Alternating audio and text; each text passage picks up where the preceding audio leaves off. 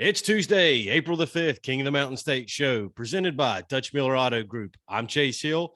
Today, I'm going to be talking with Christopher, the magician Almonte.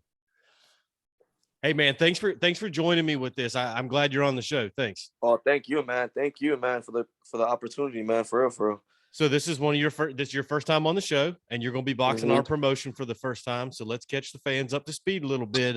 This may be your first time in our boxing ring, but it's not your first time in a boxing ring. Man. I love boxing, man. That's my life. I've been around a lot of boxing champions like Christopher Colbert, Richardson Hitchens. Back in New York, I started out of the Teddy Atlas Cops and Kids. So boxing for me is not new. Yeah. So you grew up in New York, or you were from New York, and then now you've kind of spent a lot of time in Indiana. There was a Golden Gloves competition back in Indiana one time with a little controversial decision in the finals. Tell me about that. Oh, man. I'm a boxer. I don't like brawling. I like to show people what boxing really is about. It's a hit and don't get hit type of sport. But, in the eyes of judges, they don't understand sometimes what it is to be a boxer. You know what I'm saying? I feel like sometimes they just pick them off the street like, hey, judge this fight. But besides the point, ever since then, I fell into depression and, I stopped boxing for like 3 years. And then I got a hold of street beefs and it kind of uplifted me. You know what I'm saying? So I started boxing and showing people what boxing is about. And then I got a hold of you guys, which I'm pretty happy about that. Well, and I'm sure that the USA Boxing and the Golden Glove stuff, what we were referring to for the people that don't know was you had fought your way to the finals of a Golden Glove there in Indiana a while back, and just came up a little bit short on a decision that you think probably should have went the other way. Yeah. Man, I'm sure when you got in the yard there and you were doing things with those guys, I'm sure your boxing was really head and shoulders above some of the skill levels there in that. So I'm sure that did help kind of get you out of that rut and going again. I'm glad that it happened. That's where we discovered you. I think you got all the potential in the world, and now you're part of King of the Mountain State for this tournament, and we're excited to have you. I'm excited too, man. I'm excited. Hey, and round one, you've got Gabe Lambert. The magician and Gabe Lambert is a great fight. It's worth the price of admission. He's a big guy. He's coming off a big win at the end of last year. He's won those semi-pro type tournament stuff. So you guys both bring a lot to it. I'm sure you've gotten to see, maybe found a little bit of tape and stuff on. Tell me about that matchup coming up April 16th, you and Gabe Lambert. Oh, man. I just know he's a big dude. He likes doing his 1-2s, but I like when fighters do their 1-2s because I like to exploit that. People see me as a short 5'9", 245 pounder, but I don't move like a 5'9", 245 pounder. I move like I'm 5'9", 160 pounds. Right. And that's kind of where the name The Magician comes in. Tell me about that. It's kind of like you see it, it's gone, but you think it's one thing, it's an illusion, and it's something different. Tell me about that, how you came up with that. Yeah, man. It all started when I was just sparring with the smaller guys. And, when you spar with smaller guys, you have to be fast.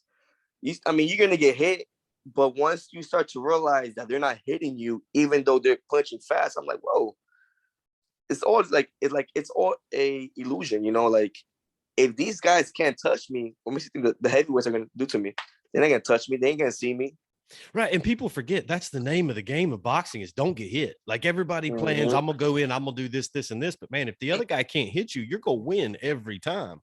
I look forward to seeing you. You bring a different skill set to the tournament than what a lot of these guys, their backgrounds are.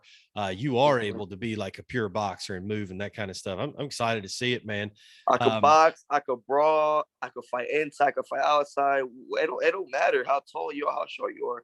Like I'm gonna go there all the way and try to make it to the finals, and I'm gonna make sure I win that.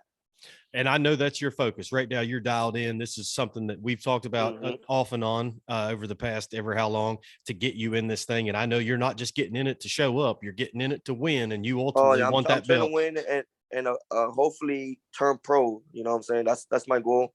Well, and we created this tournament for that, is to take the guys who's had some amateur and had some experience and they've got some potential to really put them against each other and to kind of create a really good competition where you guys get to do 2-minute rounds. You get to do some stuff to get you ready for the pro level. And like I said, that's when the boxers usually beat the brawlers when it gets into the pros and that kind of stuff. So I'm excited for you, man. I think you got a bright future with it. I'm glad you're in our tournament. Tell me a little bit about the training and stuff. I mean, who do you work with, spar, getting anything in like that? Oh, I actually train under Darnell Wilson. He used to actually be a part of the Olympic team back in his days, and I think he was 9-1 as a pro out of Indiana. He fought a lot of top guys in the beginning of his career, so I'm getting his experience and making sure that I stay slick. That's our whole goal: staying slick, staying fast, and making sure our hands are always up.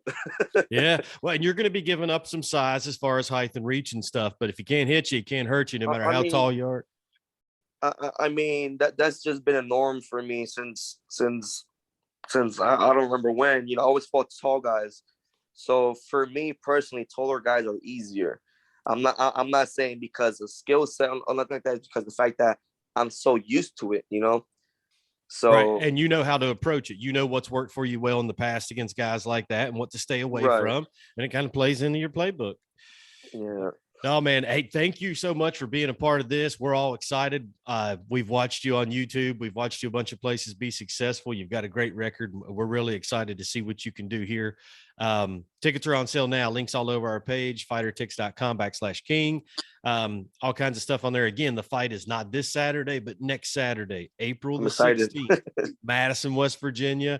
We're going to have a few pro fights on there. Should have a big, pretty exciting crowd. They usually get pretty involved down there. So I think you'll really enjoy it, man. Thanks for being a part of all this stuff. You got any shout outs or anything you want to do before we go? I'm going to give a shout out to my girlfriend for sure, man. Like I'll tell you what, man, after every fight, she always tells me just be a little bit more aggressive. And, she's been, to be honest, man, she's been a very big inspiration for my fight career, to be honest. She takes me to my fights. She's very supportive. So I got to thank her, my daughter, her kids as well, too. They're the reason why I want to excel and be the best that I could be for myself and for them, Right. So absolutely. I've seen the fight game create a lot of open some doors and create some opportunities for some guys to be able to take their family and stuff to the next level, man. And I think you got all the talent in the world, so it should be exciting. You and Gabe's awesome. Like you and Gabe could be the main event, could be the finals, and here we go, round one. So next Saturday, Madison, West Virginia, man. I'll check back in with you the next few days, get you all your information so you know what's going on the day of the event, and we look forward to seeing you, man. Thanks for talking with me. You too, brother.